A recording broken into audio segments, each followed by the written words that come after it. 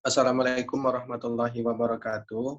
Kami dari kelompok 5 akan mempresentasikan tentang analisis kuantitas senyawa tunggal atau campuran dan faktor penting analisa campuran. Adapun anggota kelompoknya yaitu Nabila Salsabila, PP 17160022, Poppy Tri Andika 19160002, Anissa Cindy Umami 19160008,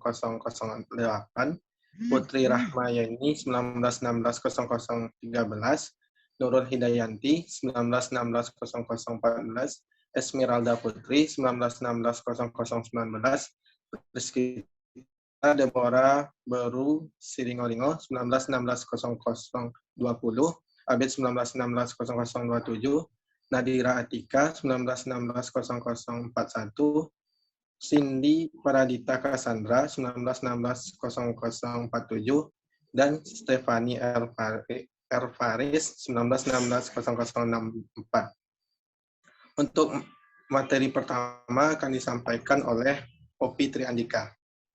Pada Poppy dipersilakan. Baiklah, terima kasih kepada moderator. Yang pertama yaitu syarat pengukuran untuk hasil yang teliti. Ada beberapa hal, yaitu yang pertama, alat spektrofotometer UV-Vis telah terkalibrasi sebelum dilakukannya pengukuran. Yang kedua, alat yang akan digunakan harus dalam keadaan baik. Yang ketiga, menggunakan belangko. Yang keempat yaitu pengujian dilakukan secara duplo ataupun triplo. Yang kelima, pada proses persiapan sampel, standar dan belangko harus dikerjakan dengan teliti. Yang keenam, saat pengukuran, pastikan kuvet sampel dalam keadaan kering dan bersih.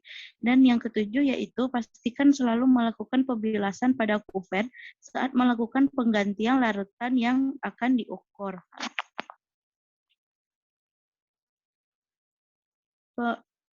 Pengukuran menggunakan hukum Lambert-Beer. Prinsip kerja spektrofotometri berdasarkan hukum Lambert-Beer yaitu bila cahaya monokromatik melalui suatu media atau larutan, maka sebagian cahaya tersebut diserap, sebagian dipantulkan, dan sebagian lagi dipancarkan.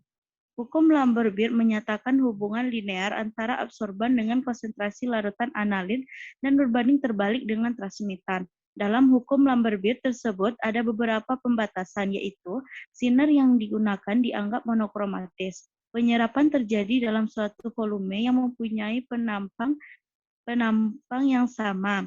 Senyawa yang menyerap dalam larutan tersebut tidak tergantung terhadap yang lain dalam larutan tersebut. Saya kembalikan kepada moderator.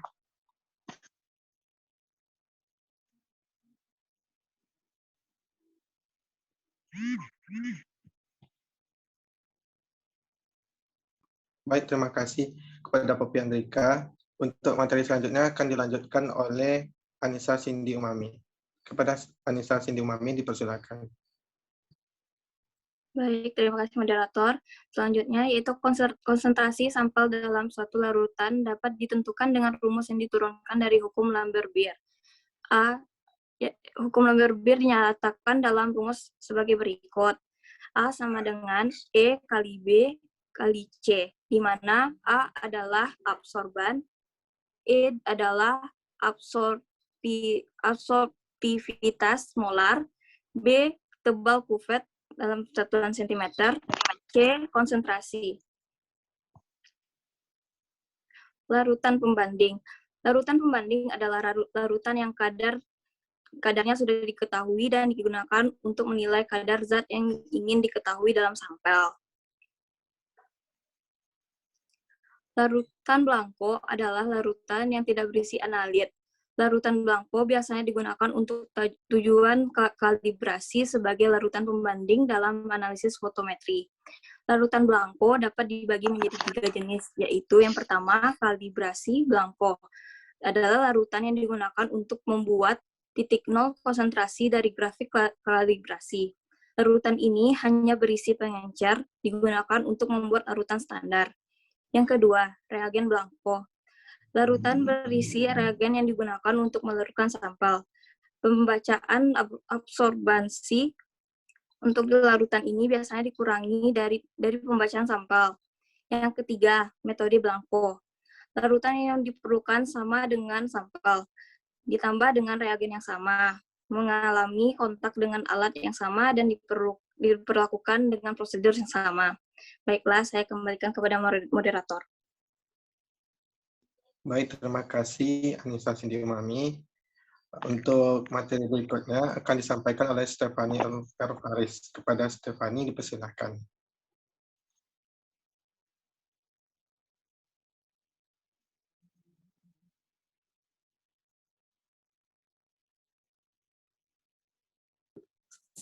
Baiklah, terima kasih kepada moderator. Selanjutnya, rumus analisa campuran atau metode simultan.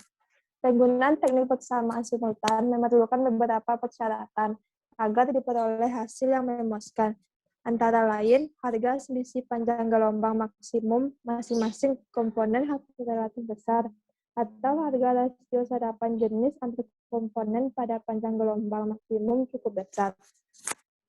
Pada campuran multikomponen yang ada, terutama pada studi informasi, syarat tersebut akan sulit dipenuhi.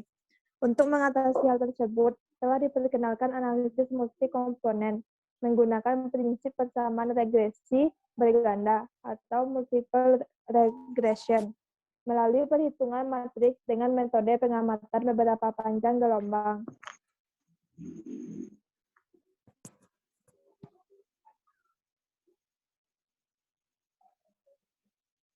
Jika suatu campuran bikomponen diamati serapannya pada multipanjang gelombang 1, 2, 3, 4, maka akan diperoleh J persamaan yaitu